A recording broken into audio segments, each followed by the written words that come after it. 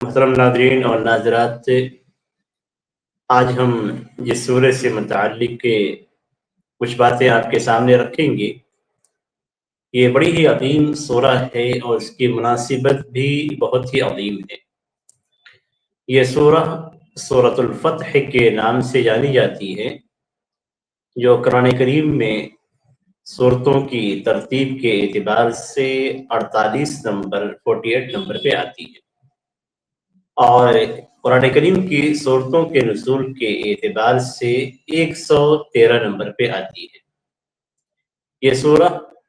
سورۃ التوبہ سے پہلے نازل ہوئی اور سورۃ الصف کے بعد اس کا نزول رہا۔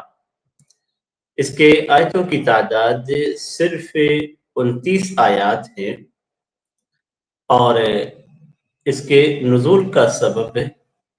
یہ ہے کہ سورۃ الفتح مکہ اور مدینہ کے درمیان حدیبیہ کے حالات سے متعلق نازل ہوئی۔ حدیبیہ میں صحابہ کرام کو روک دیا گیا، اور پھر صلح حدیبیہ کا جو واقعہ پیش آیا اس میں اس سال مسلمان بلا عمرہ واپس چلے جائیں گے اور اگلے سال آنے کے بعد عمرہ کریں گے، تو اس سال مسلمانوں کو عمرے سے روک دیا گیا۔ مسلمان انتہائی غم اور تکلیف کی حالت میں تھے۔ پھر اللہ تعالیٰ نے یہ سورہ نازل کی، اِنَّا فَتَحْنَا لَكَ فَتْحًا مُبِينًا، کہ ہم نے آپ کو واضح فتح سے نوازا ہے۔ تو اللہ کے رسول صلی اللہ علیہ وسلم نے فرمایا کہ لَقَدْ أُنزِلَتْ عَلَيَّ آيَةٌ أَحَبُّ إِلَيَّ مِنَ الدُّنْيَا وَمَا فِيهَا، اور ایک دوسری روایت میں ہے کہ مِنْ أَوَّلِهَا إِلَى آخِرِهَا، کہ میرے اوپر ایک ایسی آیت نازل ہوئی ہے جو مجھے دنیا اور دنیا کے اندر موجود تمام چیزوں سے زیادہ محبوب ہے، اور دوسری روایت میں ہے کہ مجھے دنیا کے اول و آخر سے زیادہ محبوب ہے۔ مدنی اور مکی اصطلاح کے مطابق صورتوں کی ترتیب کے تعلق سے یا اس کی تقسیم کے تعلق سے جو مدنی اور مکی سورہ کی ترتیب ہوتی ہے، اور جو مشہور اصطلاح کے مطابق یہ مدنی سورہ ہے، اس لیے کہ اس کا نزول ہجرت کے بعد ہوا۔ اگرچہ اس کا نزول مدینے کے اندر نہیں ہے اور حدیبیہ سے لوٹتے ہوئے یہ سورہ نازل ہوئی، لیکن اس کے باوجود علماء کرام نے جو ترتیب قائم کی ہے مکی اور مدنی صورتوں کی، اور اس میں جو راجح اصطلاح ہے اس اصطلاح کے مطابق یہ مدنی سورہ ہے۔ اس سورہ کا نزول ایک مقام پہ ہوا جسے قرى الغمیم کہا جاتا تھا، اور یہ مکہ و مدینہ کے درمیان ایک جگہ کا نام ہے۔ اس سورہ کے نام کے تعلق سے اگر ہم دیکھتے ہیں تو صحیح بخاری کے اندر حضرت عبداللہ بن مغفل رضی اللہ تعالیٰ عنہ کی روایت میں اس کا یہی نام ملتا ہے۔ اللہ کے رسول صلی اللہ علیہ وسلم کے تعلق سے وہ کہتے ہیں کہ رأیت النبی صلی اللہ علیہ وسلم یقرأ وهو علی ناقته او جمله وهي تسير به، کہ میں نے اللہ کے رسول صلی اللہ علیہ وسلم کو دیکھا کہ آپ تلاوت فرما رہے تھے، اپنی اونٹنی یا اپنے اونٹ پہ بیٹھے ہوئے تھے، اور اونٹنی یا اونٹ آپ کو لے کر چل رہی تھی۔ وَهُوَ يَقْرَأُ سُورَةَ الْفَتْحِ أَوْ مِنْ سُورَةِ الْفَتْحِ، اور اللہ کے رسول صلی اللہ علیہ وسلم سورۃ الفتح کی تلاوت کر رہے تھے یا سورۃ الفتح کی کسی آیت کی تلاوت کر رہے تھے، قراءۃ لینا، نرم قرات، یقرأ وهو یرجع، آپ صلی اللہ علیہ وسلم پڑھ رہے تھے، اور وهو یرجع کا علماء نے دو مفہوم بیان کیا، اور وہ یہ کہ آپ آواز کو یعنی اسی آیت کو بار بار پڑھ رہے تھے، یعنی دہرا رہے تھے، اور دوسرا جو اس کا معنی ہے وہ یہ کہ آپ صلی اللہ علیہ وسلم تلاوت کر رہے تھے اور خوبصورت آواز میں تلاوت کر رہے تھے۔ صحیحین کے اندر بھی حضرت سہل بن حنیف رضی اللہ تعالیٰ عنہ کی روایت میں یہی نام اس کا ذکر کیا گیا ہے کہ ہم اللہ کے رسول صلی اللہ علیہ وسلم کے ساتھ حدیبیہ کے دن تھے، اور اگر ہم قتال کرنا چاہتے تو ہم قتال کر لیتے، جنگ کرنا چاہتے تو جنگ کر سکتے تھے۔ تو اس میں پورے واقعے کو ذکر کیا جس میں حضرت عمر رضی اللہ تعالیٰ عنہ کے قول کو بھی ذکر کیا گیا۔ پھر انہوں نے کہا کہ فَنَزَلَتْ سورۃ الفتح، تو اس کے بعد سورۃ الفتح نازل ہوئی۔ یعنی پورے واقعے کے آخر میں جو ہمارا مقصد ہے وہ یہی کہ اس روایت کے اندر یہ کہا گیا فنزلت سورۃ الفتح، سورۃ الفتح کوئی دوسرا نام نہیں ہے، اور اس سے کا یہ نام اس لیے رکھا گیا ہے کہ اس کے اندر نبی اکرم صلی اللہ علیہ وسلم کے لیے فتح مکہ کو بیان کیا گیا ہے کہ نبی اکرم صلی اللہ علیہ وسلم اور صحابہ کرام کو فتح مکہ سے نوازا جائے گا۔ امام بخاری رحمہ اللہ نے اپنے صحیح میں زید بن اسلم کے حوالے سے حضرت عمر بن خطاب رضی اللہ تعالیٰ عنہ سے روایت کیا ہے کہ اللہ کے رسول صلی اللہ علیہ وسلم کے ساتھ بعض سفر کے اندر حضرت عمر بن خطاب رضی اللہ تعالیٰ عنہ موجود تھے۔ آپ صلی اللہ علیہ وسلم سے انہوں نے کچھ سوال کیا، آپ نے کوئی جواب نہیں دیا، تو عمر رضی اللہ تعالیٰ عنہ نے کہا کہ اے عمر، تمہیں تمہاری ماں گم پائے۔ یہ جاہلیت میں ایک لفظ استعمال کیا جاتا تھا اپنے آپ کو خوفنے کے لیے یا سامنے والے کو یعنی اس انداز میں متنبہ کرنے کے لیے۔ آپ نے 3 بار اللہ کے رسول صلی اللہ علیہ وسلم سے بات کی اور اللہ کے رسول آپ کو ہر بات جواب نہیں دیتے ہیں۔ حضرت عمر رضی اللہ تعالیٰ عنہ کہتے ہیں کہ میں نے اپنے اونٹ کو حرکت دی، لوگوں کے سامنے گیا، مجھے ڈر تھا کہ کہیں میرے تعلق سے قرآن نازل نہ ہو۔ تھوڑی دیر ہوئی کہ ایک آواز لگانے والے نے میرا نام پکارا، میں اللہ کے رسول صلی اللہ علیہ وسلم کے پاس آیا، سلام کیا، تو اللہ کے رسول صلی اللہ علیہ وسلم فرمایا لقد انزلت فی اللیلۃ سورۃ ہی احب الی مما طلعت علیہ الشمس، کہ آج رات میرے اوپر ایک سورہ نازل ہوئی جو میرے لیے ان تمام چیزوں سے زیادہ محبوب ہے جس پہ سورج شروع ہوتا ہے، سورج کی روشنی پڑتی ہے۔ پھر اللہ کے رسول صلی اللہ علیہ وسلم نے انا فتحنا لک فتحا مبینا لیغفر لک اللہ ما تقدم من ذنبک وما تأخر، اس کی تلاوت فرمائی۔ صحیح مسلم اور صحیح بخاری کے اندر ایک روایت ہے کہ انس رضی اللہ تعالیٰ سے مروی ہے جو اسی سورہ سے متعلق ہے کہ جب اللہ کے رسول صلی اللہ علیہ وسلم پہ آیت کریمہ نازل ہوئی انا فتحنا لک فتحا مبینا سے لے کر آخر کی اس آیت کے آخر تک، اور آپ صلی اللہ علیہ وسلم حدیبیہ سے لوٹ رہے تھے، صحابہ کرام کے اوپر غم اور تکلیف کے آثار تھے، سائے تھے، اور انہیں حرم میں جانے سے عمرے کی ادائیگی سے روک دیا گیا تھا، اور انہوں نے حدیبیہ کے مقام پہ ہی اپنی قربانی ذبح کر لیا تھا۔ تو اللہ کے رسول صلی اللہ علیہ وسلم نے فرمایا کہ میرے اوپر ایک ایسی آیت نازل کی گئی ہے جو میرے لیے دنیا سے زیادہ بہتر ہے۔ جب اللہ کے رسول صلی اللہ علیہ وسلم نے اس سے سورے کی تلاوت کی تو ایک آدمی نے کہا کہ قد بین اللہ عز وجل لک ما یفعل بک، کہ اللہ تبارک و تعالیٰ آپ کے ساتھ کیا کرے گا، یعنی آگے آپ کا معاملہ کیا ہوگا، وہ اس آیت کے اندر بیان کر دیا گیا ہے۔ یعنی اللہ تبارک و تعالیٰ نے آپ کے اگلے اور پچھلے سارے گناہوں کو معاف کر دیا ہے، تو اللہ تبارک و تعالیٰ نے اس چیز کو بیان کر دیا ہے۔ دوسری روایت کے اندر ہے کہ یہ کہا گیا کہ اے اللہ کے رسول آپ کو بہت بہت مبارک ہو، یہ تو آپ کے لیے ہے، ہمارے لیے کیا ہے، یعنی آپ کے تو سارے گناہ معاف کر دیے گئے ہیں، یہ بشارت آپ کے لیے ملی، تو ہمارے لیے کیا ہے، یعنی ہمیں کیا ملے گا۔ تو اللہ تعالیٰ نے آیت کریمہ نازل کی جو اس کے بعد ہے لِيُدْخِلَ الْمُؤْمِنِينَ وَالْمُؤْمِنَاتِ جَنَّاتٍ تَجْرِي مِن تَحْتِهَا الْأَنْهَارُ، سورۃ الفتح کی آیت نمبر 5، تاکہ اللہ تبارک و تعالیٰ مومن مرد اور مومن عورتوں کو ایسی جنت میں داخل کرے جس کے نیچے سے نہریں جاتی ہیں۔ تو یہ چیز سے ذکر کی اللہ کے رسول صلی اللہ علیہ وسلم کی۔ اور صلح حدیبیہ کا واقعہ پیش آنے کے بعد جو مسائل پیش آئے وہ یہ کہ صحابہ کرام غم کی حالت میں تھے، انہیں ایسا لگا کہ ہمیں عمرے کی ادائیگی سے روک دی گئی، تو مجمع بن جاریہ جو قرہ صحابہ کرام میں سے ہیں انہوں نے کہا کہ ہم حدیبیہ کے موقع پہ جب حاضر ہوئے اور جب اس سے لوٹنے لگے تو لوگ اپنے جانوروں کو، اپنے اونٹوں کو بھگا رہے تھے۔ تو کچھ لوگوں نے بعض لوگوں سے آپس میں بات کی اور کہا کہ لوگوں کو کیا ہو گیا ہے، تو لوگوں نے جواب دیا کہ اللہ کے رسول صلی اللہ علیہ وسلم کی طرف وحی نازل ہوئی ہے، تاہم तेजी से लोगों को पार करते हुए आगे बढ़े और हमने रसूलुल्लाह सल्लल्लाहु अलैहि वसल्लम को आपकी सवारी पे कुरा और गमीम के मुकाम पे पकड़ लिया। यानी वहाँ पे हम पहुंचे और नबी अकरम सल्लल्लाहु अलैहि वसल्लम से हमारी मुलाकात हो गई और लोग आप सल्लल्लाहु अलैहि वसल्लम के इर्द गिर्द इकट्ठा हो गए। तो अल्लाह के रसूल सल्लल्लाहु अलैहि वसल्लम ने इसी सूरह की पहली आयत तिलावत फरमाई, इन्ना फतहना लक फतहम मुबीना। तो साहबे कराम में से एक सहाबी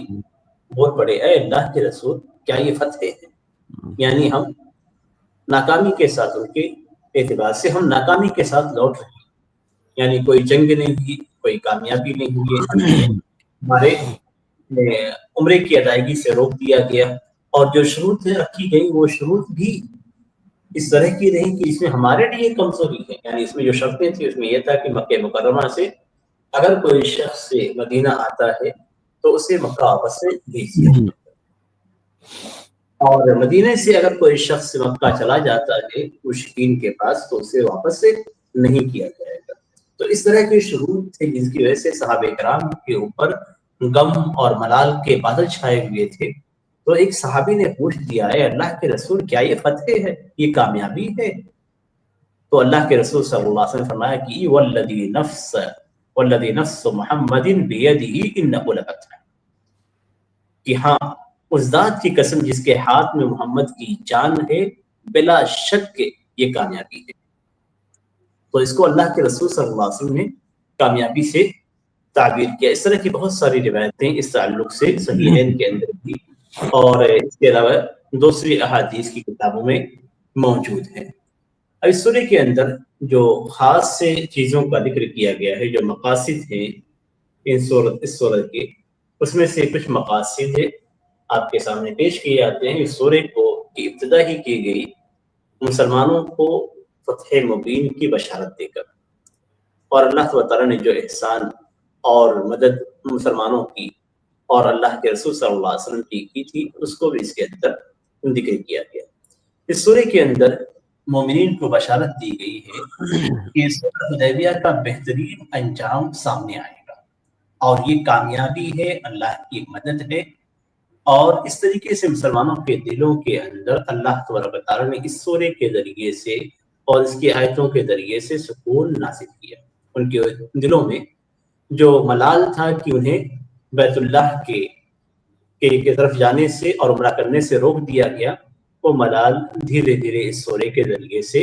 खत्म हो गया। इसी तरीके से अल्लाह तआला ने इस सूरह के अंदर ये बयान किया है कि अल्लाह तआला ने अपने रसूल मोहम्मद सल्लल्लाहु अलैहि वसल्लम को तमाम लोगों के लिए रसूल बनाकर भेजा है। और नबी अकरम सल्लल्लाहु अलैहि वसल्लम की तीन कैफियत इसके अंदर जिक्र की गई, और वो ये कि नबी अकरम सल्लल्लाहु अलैहि वसल्लम लोगों के लिए गवाह रहेंगे, और इसका जिक्र अल्लाह तआला ने दूसरी सूरह के अंदर भी किया है। और दूसरी जो कैफियत और सिफत बयान की गई वही कि अल्लाह के रसूल सल्लल्लाहु अलैहि वसल्लम बशारत देने वाले हैं, और सिर्फ बशारत देने वाले नहीं बल्कि जहन्नम से डराने वाले भी हैं, मुबश्शिर भी हैं और नज़ीर भी हैं। और इसके अंदर जो हिकमत है वो ये कि सिर्फ जन्नत की तरफ दावत देने वाले या जन्नत की बशारत देने वाले नहीं हैं, यानी सिर्फ अम्र मारूफ नहीं है बल्कि उसके साथ नदीर हैं, तो नह्य अनिल मुनकर भी है। इस सूरह के अंदर यही बयान किया गया है कि रसूल सल्लल्लाहु अलैहि वसल्लम से जिन लोगों ने बैत की और आपकी मदद का माहिदा किया और आपकी दावत में शहीद होने पे राजी हुए, वो इस बात को अच्छी तरीके से जानते हैं, अपनी अपनी बैत के ताल्लुक से अच्छी तरीके से करते हैं, और हकीकत में उनकी बैत अल्लाह के रसूल सल्लल्लाहु अलैहि वसल्लम के हाथों पे थी, लेकिन अल्लाह से बैत की गई थी और अल्लाह तआला का हाथ उनके हाथों के ऊपर था, मदद के जरिए से और उनकी नुसरत और तायीद के जरिए से। अब जो शख्स से इस अहद को, इस बैत को बैत करने के बाद तोड़ देगा तो उसका नुकसान सिर्फ उसे ही हासिल होगा, और जो इस अहद पैमान को पूरा करेगा, इस बैत के मुताबिक अपनी जिंदगी खर्च करेगा, सर्फ करेगा, तो अल्लाह तआला उसे अजर अज़ीम से नवाजेगा। इस सूरह के अंदर हुदैबिया की बैत का जिक्र है और उन लोगों के मकाम को भी जिक्र किया गया है जो इस बैत में शरीक हुए, اور ان لوگوں کی رسوائیاں بھی ذکر کی گئی ہیں جو اس بحث سے پیچھے رہے، یعنی دیہاتی افراد، اور ان کی صفات کو بھی بیان کیا گیا ہے کہ ان کے اندر بزدلی ہے، ان کے اندر لالچ ہے، اور یہ لوگ اللہ تبارک و تعالیٰ کے ساتھ برا گمان رکھتے ہیں، اللہ کے رسول صلی اللہ علیہ وسلم پہ جھوٹ بولتے ہیں، اور ان کی کوشش یہ ہے کہ غزوہ خیبر سے روک دیا جاتا ہے۔ اور اس طریقے سے دیگر چیزیں ان کے تعلق سے ذکر کی گئی ہیں کہ اگر ان کو موقع ملتا تو اس طریقے سے ہوتا، یہ ہوتا، یہ تمام باتیں اس سورے کے اندر ان کے تعلق سے ذکر کی گئی ہیں۔ اس صورت کے اندر ان افراد کا بھی ذکر کیا گیا ہے جن کے پاس عذر تھا اور جن کے عذر کی وجہ سے ان کے لیے قتال سے پیچھے رہنا یہ جائز تھا، اس لیے کہ وہ قتال کرنے کی طاقت نہیں رکھتے اور اس سلسلے میں ان کے اوپر کوئی گناہ نہیں ہے۔ اس صورت کے اندر اللہ تعالیٰ نے ایک بڑے احسان کو ذکر کیا ہے، اور یہ احسان ہمیں ہمیشہ یاد رکھنا چاہیے کہ اللہ تبارک و تعالیٰ نے مومنوں سے کافروں کے ہاتھوں کو روک دیا ہے۔ یہ ایک پہلو ہے جس پہ غور کرنے کی ضرورت ہے، اور وہیں پہ فتح مکہ کے تعلق سے بھی ذکر کیا ہے کہ کافرین سے مومنوں کے ہاتھوں کو بھی روک دیا ہے، اور اللہ تعالیٰ نے مومنوں کو ان کے اوپر قوت بھی دی، غلبہ بھی دیا، اور ان کو ان کی تائید اور مدد بھی فرمائی۔ اسی طریقے سے اس سورے کے اندر اس بات کا بھی بیان ہے کہ اللہ تبارک و تعالیٰ نے اپنے رسول صلی اللہ علیہ وسلم کو جو خواب دکھلایا تھا وہ خواب حق کے ساتھ سچا ہوا، اور رسول اللہ صلی اللہ علیہ وسلم نے اپنے خواب کے اندر یہ دیکھا تھا کہ آپ صلی اللہ علیہ وسلم اور صحابہ کرام، یعنی آپ کے مومنین صحابہ کرام، مسجد حرام میں بالکل امن کے ساتھ داخل ہو رہے ہیں، ان کے سر کے بال ہلکے کر دیے گئے ہیں اور صاف ہو چکے ہیں، یعنی عمرہ کرنے کی طرف اشارہ ہے، وہ کسی چیز کا ان کو خوف نہیں ہے۔ اسی طریقے سے جو مومنین اللہ کے رسول صلی اللہ علیہ وسلم سے بیعت کی اور جنہوں نے آپ کی تائید اور آپ کی مدد فرمائی، اللہ تعالیٰ نے ان کی تعریف کی، اور اللہ نے یہ بیان کیا کہ توریت اور انجیل کے اندر ان کی مثال پہلے ہی بیان کی جا چکی ہے۔ اس سورے کے آخر میں اللہ تبارک تعالیٰ نے اللہ کے رسول صلی اللہ علیہ وسلم اور صحابہ کرام کے اوصاف کو بیان کیا، ان کے اخلاق کو بیان کیا کہ ان کے اخلاق یہ ہے کہ اشداء علی الکفار رحماء بینہم، کہ یہ مخالفین پہ تو سخت ہیں، کفار پہ تو سخت ہیں، لیکن آپس میں یہ رحم دل ہیں، یعنی مومنوں کے ساتھ ان کا معاملہ رحم دل ہوتا ہے۔ اور اس بات کو بھی بیان کیا کہ ان کے اوصاف، ان کی صفات توریت اور انجیل کے اندر بیان کی گئی ہے، اور اللہ تعالیٰ نے اس چیز کا بھی آیت کے آخر بیان کیا کہ اللہ تعالیٰ نے جو لوگ ایمان لائے، عمل صالح کیا، ان میں اللہ تعالیٰ نے مغفرت اور اجر عظیم رکھا ہے۔ یہ بہت ہی عظیم سورہ ہے، اور اس کے اندر بہت سارے پیغامات ہیں، اور شریعت کے سب سے اہم پہلو کی طرف اشارہ ہوتا ہے، اور وہ یہ کہ بہت ساری چیزوں کے تعلق سے ہم جزبوز ہوتے ہیں، یا کبھی کبھار یہ سوچتے ہیں کہ اللہ تعالیٰ نے اس چیز کو ایسے کیوں بنایا ہے، جبکہ دیکھنے میں فائدہ نظر نہیں آتا، اور بہت ساری چیزوں کے بارے میں ہمیں یہ لگتا ہے کہ اس میں ہمارے لیے نقصان ہے، لیکن حقیقت میں اس میں ہمارے لیے فائدہ ہوتا ہے۔ اس سورے اور اس سورے کا پس منظر پڑھنے کے بعد ہمیں ہمارے سامنے یہ بات بالکل واضح ہو جاتی ہے کہ جو ہم دیکھتے ہیں اس سے بہتر ہمارے لیے اللہ تعالیٰ خیر مقدر کرتا ہے۔ تو صورتوں کا پڑھنے کا اور اس طرح کی صورتوں کا اور ان کے آیات کو پڑھنے کا خاص فائدہ یہ ہوتا ہے کہ ایک مومن کے دل میں اطمینان ہوتا ہے، اسے اللہ تبارک تعالیٰ پہ اعتماد اور توکل ہوتا ہے کہ رب تعالیٰ اس کی زندگی میں جو کچھ بھی کر رہا ہے اس کے لیے خیر ہے، اور اس بات پہ بھی ایک مومن کا یقین ہوتا ہے کہ شریعت میں اندر جس بات کا بھی حکم دیا گیا ہے اس میں آج ہمارے لیے نقصان نظر آ رہا ہے، لیکن حقیقت میں اس کے لیے اس میں ہمارے لیے بہت ہی زیادہ فائدہ ہوتا ہے۔ تو یہ چند پیغامات تھے جو اس سورے سے ہمیں مل رہے ہیں۔ اللہ تعالیٰ سے دعا ہے کہ اللہ تعالیٰ ہماری زندگی کو پرسکون کرے، اور ہمارے اوپر جو مصائب آتے ہیں اللہ تعالیٰ ان کو ہمارے لیے آسان کرے، مسلمانوں کی مدد فرمائے، اس وطن عزیز کو ترقی سے نوازے، اور اس کو امن و شانتی اور سلامتی والا مکان بنا دے۔